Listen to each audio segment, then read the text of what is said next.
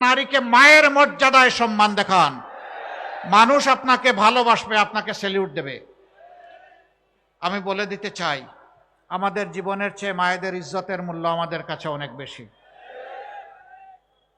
আমি সাফ সারা বাংলাদেশের শান্তিকামী মুক্তি পাগল মানুষকে বলে দিতে চাই, বিশেষ করে যুবকদেরকে বলে দিতে চাই, কোনো মায়ের সাথে কেউ যদি এই ধরনের অসভ্য আচরণ করে, আপনারা আবার 24-এর মতো বিস্ফোরিত হবেন।